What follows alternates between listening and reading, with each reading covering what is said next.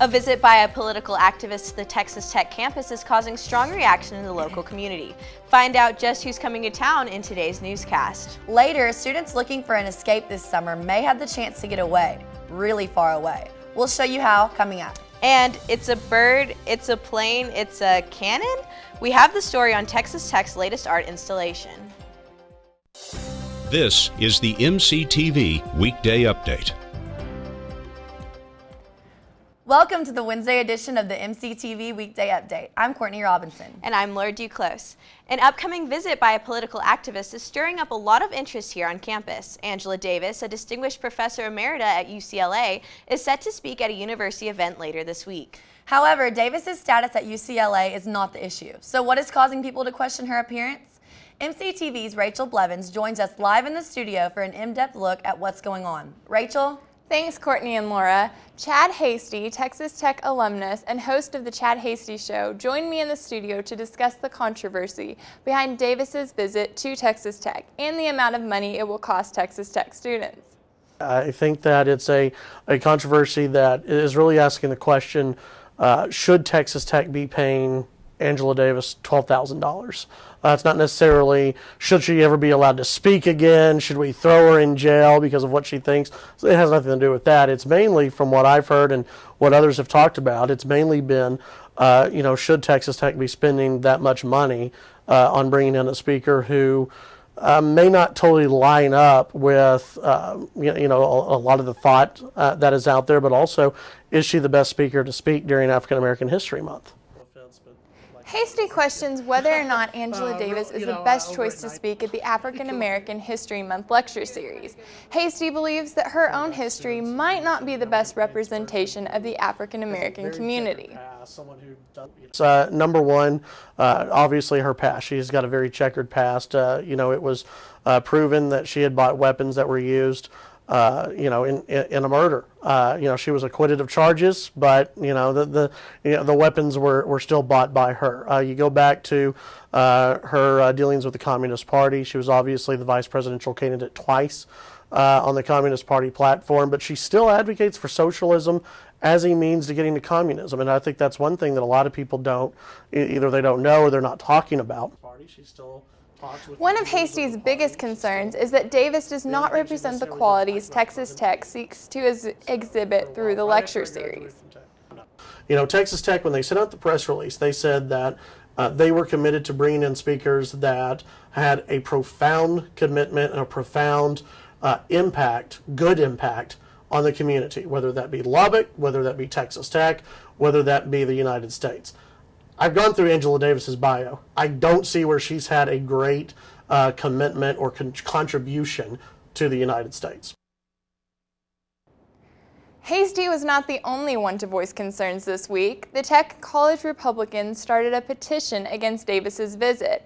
Their attempt to keep Davis from coming was met with a counter-petition from the Tech Student Democrats. Regardless of both Hasty and the Tech College Republicans' opinions on the event, it is still scheduled to take place tomorrow evening. Courtney and Laura, back to you. Thanks, Rachel. As Rachel mentioned, you still have a chance to catch Angela Davis's speech. The event is scheduled for tomorrow night at 7 p.m. in the Helen DeVitt Jones Auditorium at the TTU Museum, located at the corner of 4th Street and Indiana Avenue. The event is free and open to the public. In conjunction with Angela Davis's visit, students also had the chance to hear from another special guest on campus. Actress and filmmaker Shala Lynch was at the College of Media and Communications yesterday afternoon to talk about her career in film. Students from the college had a chance to hear from Lynch during an interview conducted by KTTZ TV's Paul Hunton. Last night, Lynch also attended a special screening of one of her most recent projects, Free Angela and All Political Prisoners, at the Alamo Drafthouse Cinema. Lynch was kind enough to stop by the MCTV studio earlier in the day, and I was able to talk to her about her career and the recent controversies surrounding Angela Davis. Thank you so much for joining us. In your professional career, you've both acted in and produced films, but before that, you were an undergraduate at UT, right? Yes. So what was it like going from being a student to a filmmaker? Well, my path is accidental. When I went to the University of Texas, I was a Lady Longhorn, hook 'em, have to plug. I was also in the Plan 2 honors program. And I wasn't sure what I wanted to be when I grew up, but I was trying to be an Olympian. And I found myself really attracted to history and philosophy and storytelling. Who are we as human beings but storytellers? And so that was the route that I found to filmmaking. Wow, that's so interesting. So early on in your career, it says that you worked with Ken Burns on a documentary about Frank Lloyd Wright. What was it like to work with somebody who's such a legend in that industry? Yes, my first job in filmmaking after undergraduate and then graduate school, I have a master's in American history and public history resource management. I wanted to curate. There were no jobs at historical institutions curating. There were cutbacks in the arts. And so I was really lucky to land this job with Ken Burns, who tells historical stories. My sweet spot, and it was kind of amazing. He has a very strong vision of the world, and to see him kind of direct this small army of people to implement his vision, I fell in love with the process, and I fell in love with finding different artifacts like a photo or a piece of film and being able to weave it together to tell a full story that could make you cry or get angry or, you know, emote in one way or the other. And also, my view of the world is not Ken Burns's. So I said to myself, well, what stories do I want to tell as Shala Lynch? And that's how I made my first film.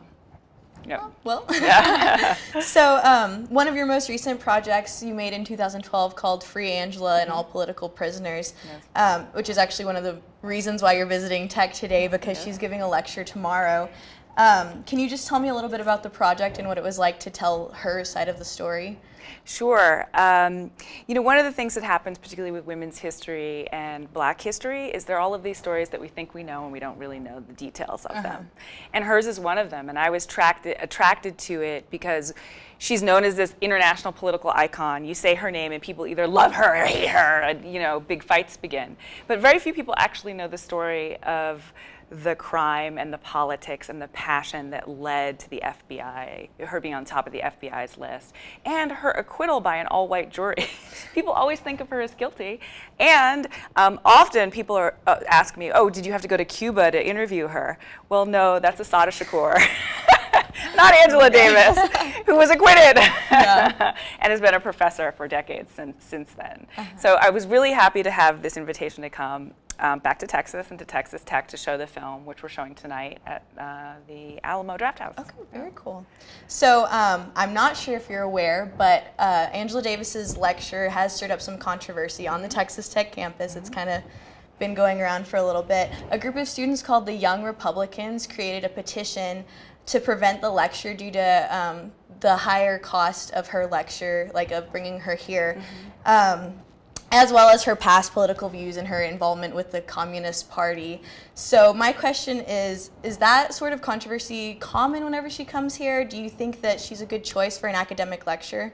I think she's a great choice for an academic lecturer because she's going to challenge you to think about ideas. And she is, you know, in part of her life she was a communist, but she never left the United States of America. She's an American. And the best thing about America is our ability to debate ideas. That is the whole point of democracy. And if you don't do it as a student when there are no repercussions, financial and otherwise, then when do you get to do it? So we should be embracing ideas that make us uncomfortable and sifting through them. She's not going to ask you to agree with her, but she's going to raise questions that could get you to think about the prison-industrial complex or the justice system. And also, it's such a false controversy. She hasn't been a communist for decades, you know? And so what I like to tell people is to watch the film so they know the facts of the story, and then talk about the facts. Let's discuss the facts, but let's not make a false controversy over somebody's supposed reputation. Yeah, so do you know if she does stir up a lot of controversy, like when she does go to speak at other places? Often people will, but they don't. Again, it's usually because they don't know the story, and they've also never heard her speak. I mean, I think it's one thing to complain about somebody before they get here, and it's another thing to go hear them speak and engage in conversation. Yeah. So I encourage all the students to watch the film and engage with her, and see what you possibly learn about yourself and about your own ideals. If you've noticed that campus seems a little more crowded this spring, you're not alone.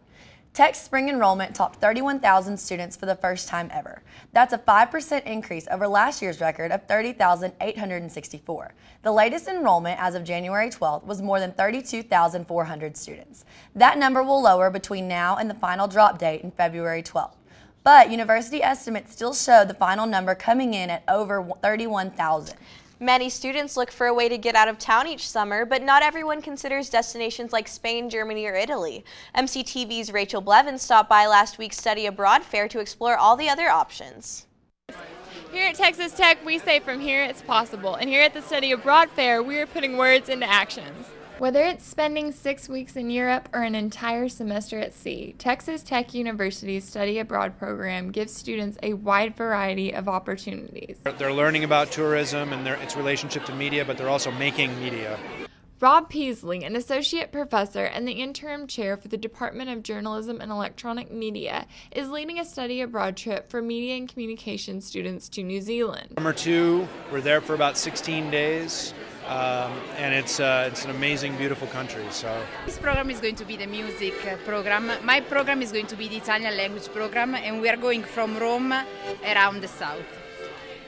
Francesca Beretta, an Italian professor, and Thomas Cimarusti, a musicology professor, are taking Texas Tech students on trips to Italy this summer, musical entertainment included.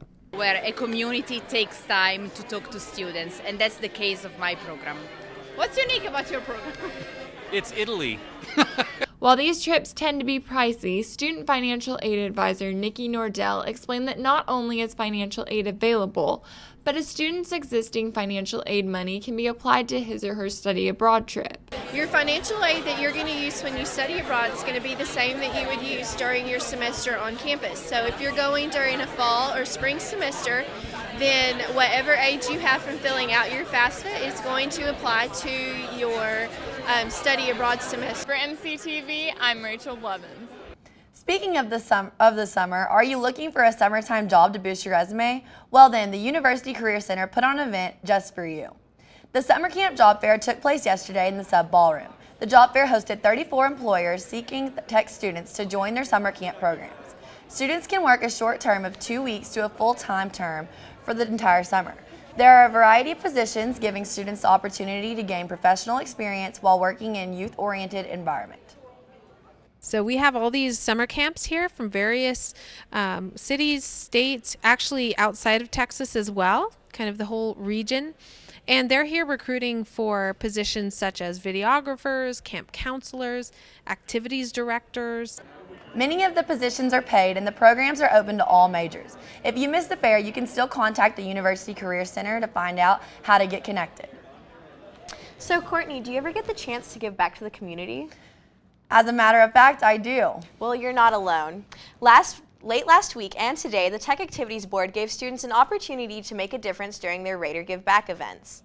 Starting last Thursday, TAB held a blood drive in the Sub Matador room. Students had the chance to stop by between 9 a.m. and 3 p.m. to give the gift of life. On Friday, TAB hosted a second blood drive in the blood drive bus. The bus was parked next to the free speech area most of the day, giving students an easy opportunity to stop by and help someone in need. Every day here in West Texas, we use probably 130 to 150 pints of blood every day. So there's a huge amount of blood that's used in these hospitals, and that's what the reason we come out here at Texas Tech and other schools, universities to do these blood drives. Blood drives were connected by United Blood Services.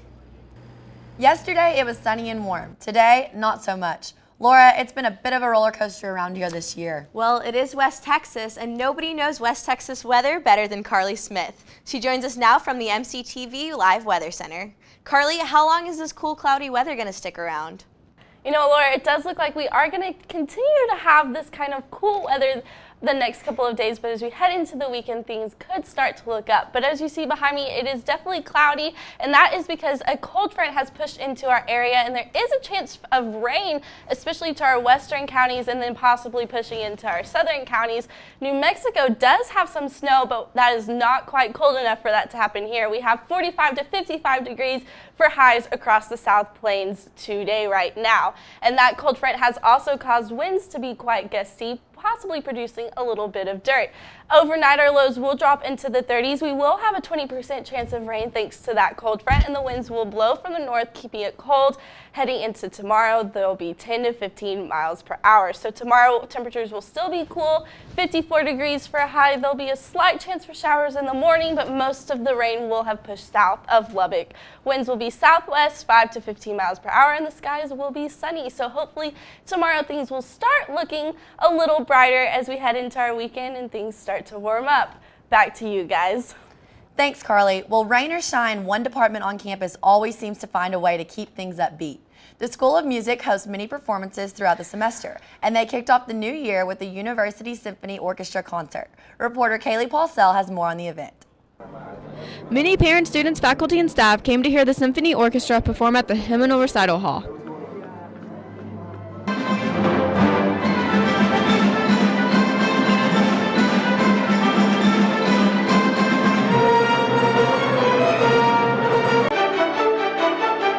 Some of the musicians were very nervous going into the performance. The scariest one is where we and Petrushka have to start at very tricky spots where there's a lot of silence and nobody, if anyone jumps in, it's like everybody will notice it immediately.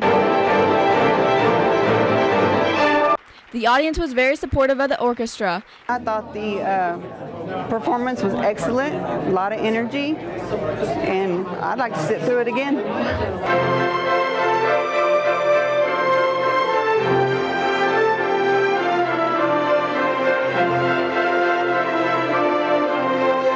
I really liked the last piece I did. It was very creative and it was very exciting. And there was a lot of really cool visual effects, and it was short and sweet and I just loved it. It was great. Overall, it was a great turnout. For MCTV, I am Kaylee Paulsell. If you've been anywhere near the architecture building, chances are you've seen an unusual object appear in the last month. Laura has more on the latest art installation on campus coming up. And both the men's and women's basketball teams have been in action for the past week. Alyssa Herzog will be in with the latest scores and highlights in MCTV Sports. Stay with us and we'll be right back after the break. People think I'm trash, but they're wrong. Today I'm just an aluminum can, but one day I could be a stadium.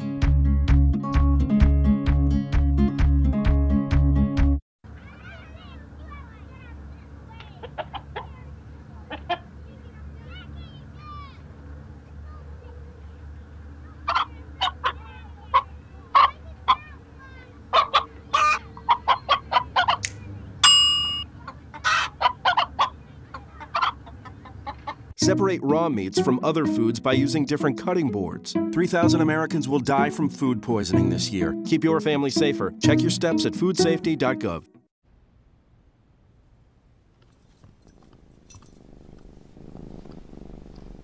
There's a shelter pet who wants to meet you.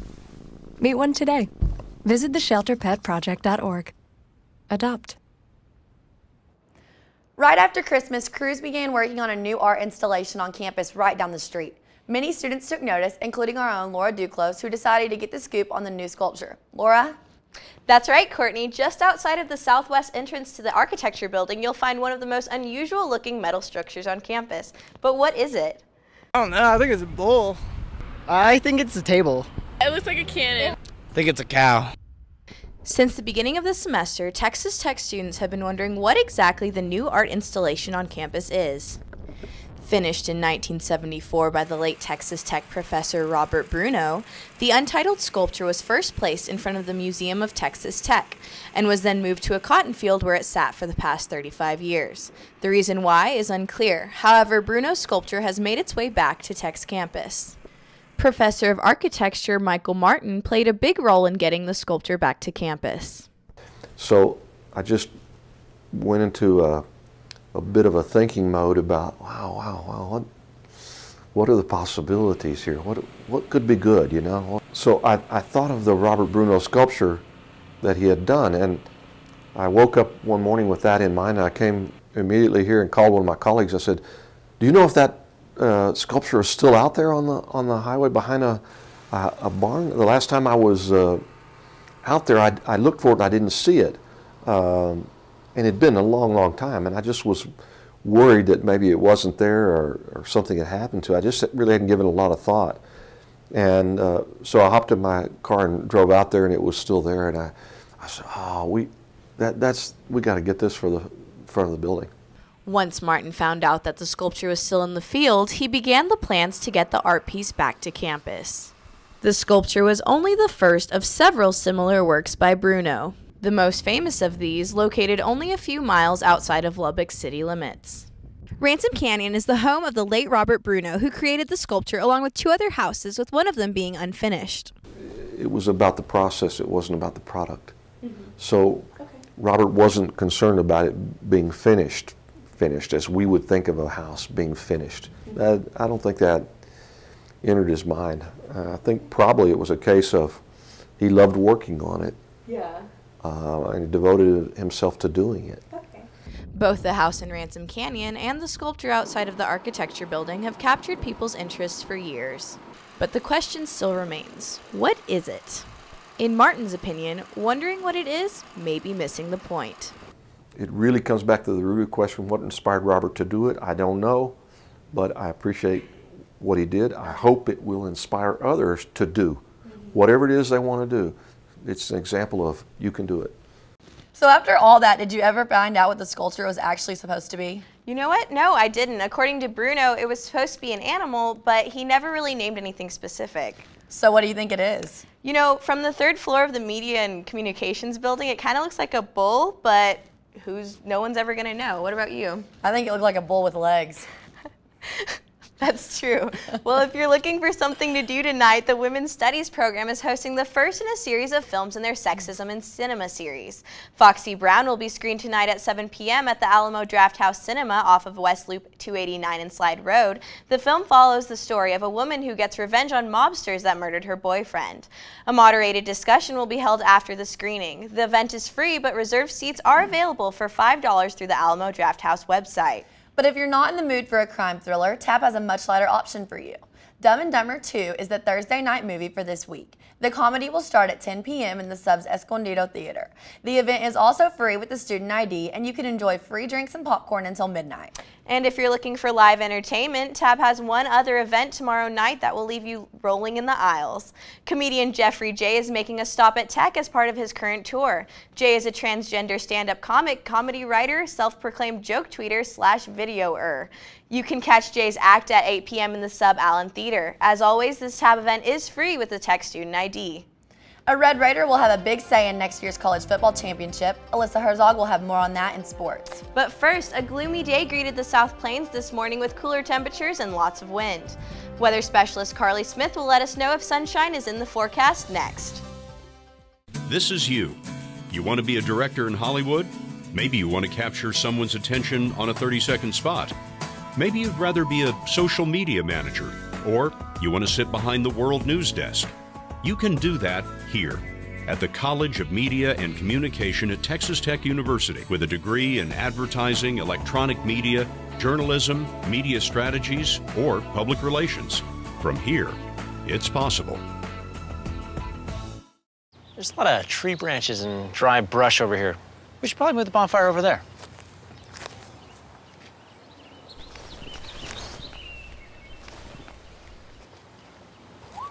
I'm guessing Smokey liked that idea. It's been quite a gloomy day out here on the South Plains, and it's been very cold and cloudy, as you can see. And then these flags are blowing. That's because it has been extremely windy out here, creating a little bit of dust. Now, these clouds aren't producing any rain right now, but there is a chance for rain as we head later into the afternoon. So as you see here, the rain, most possible rain chances is southwest of Lubbock. So that is the area southwest of Lubbock could see some rain, and even Lubbock could be included in rain, especially before 7 p.m. But as 7 p.m. goes, most of the rain will push south and west of Lubbock. So as we head later into the night, the rain will move out of the area and will mainly be south Texas, and then even further west Texas off toward El Paso. So what is going on right now? Well, we have some very strong winds happening. Like I mentioned earlier, those winds are blowing anywhere from 20 to 30 miles per hour. The gusts are more in the 30 mile per hour range, possibly 40. And so right now Lubbock is at right around 25 miles per hour with the wind. Now that is right now. As we head into Friday, when our temperatures begin to warm, the winds will shift to blow from the south, and that will help our temperatures warm heading into the weekend. Now, as we take a look at temperatures across the area, we do have Lubbock lows dropping into the 30s. Freona will be a little cooler at 26, and then we have Post right around freezing at 32 for an overnight low.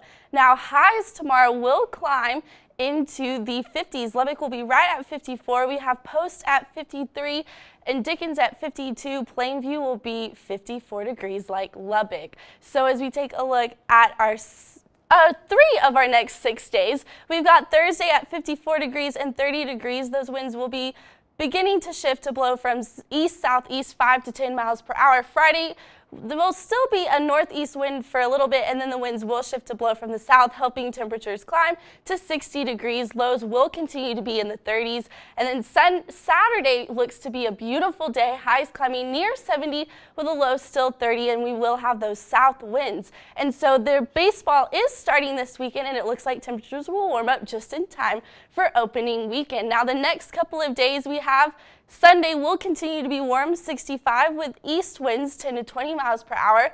Monday will continue to be warm as well, 66 for a high, 45 for low, and then things really start to change Tuesday. 39 is the high, not the low, and there is a slight chance for some wintry mix. So it looks like we are going to have a nice weekend, and then by Tuesday, things could really change up, and we may see winter again, which it is February, so winter is what you expect for this month. So back to you guys. Hopefully you're ready for that winter coming Tuesday. Thanks, Carly. Speaking of the weather, the Tech softball team will appreciate some warmer temperatures. Alyssa Herzog is in next with the latest on Tech athletics and sports. You wouldn't let money just blow out of your house. So when your AC or heater is on, make sure the doors, windows, and fireplace flue are shut tight. If you're headed out, turn down the AC or lower the heat by 10 degrees. And always keep your water heater set at 120.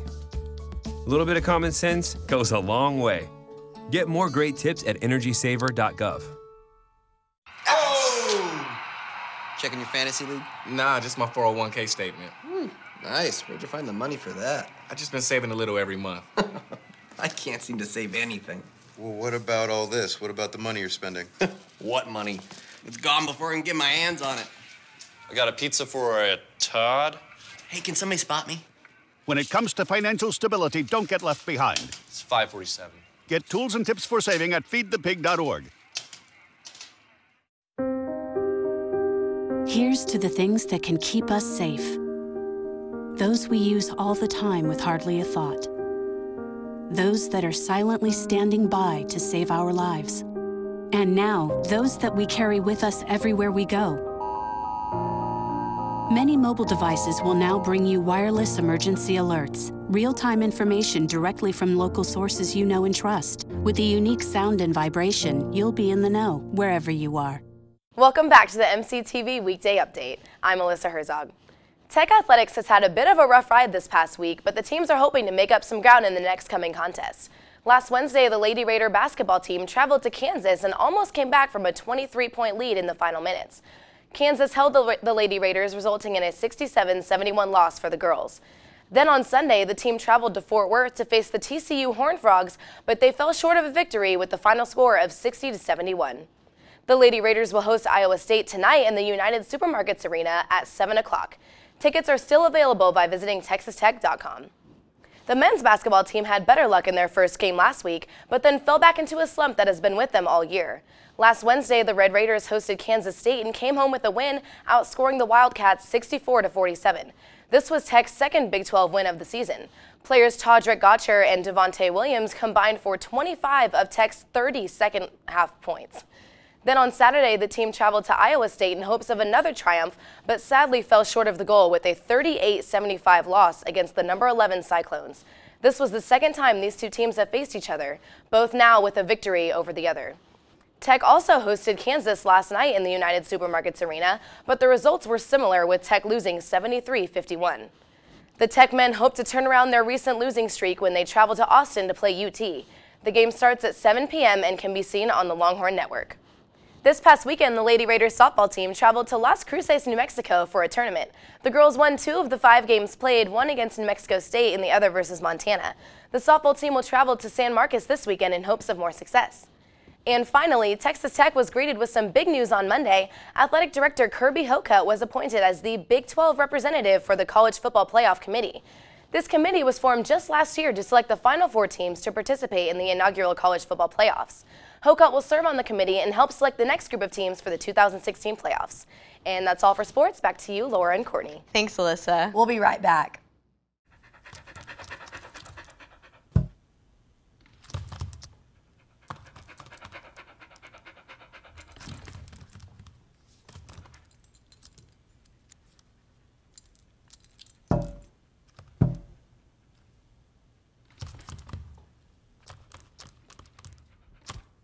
There's a shelter pet who wants to meet you. Meet one today. Visit theshelterpetproject.org. Adopt. Welcome back. So, Kortni, it's Valentine's weekend. Do you have any plans? Absolutely not. Me neither. I probably will go grab some sushi with some friends, but we'll just see what happens. Well, that's all for this week's edition of the MCTV Weekday Update. Thank you so much for joining us, and be sure to check ttuhub.net every day for more news, and we'll see you next week.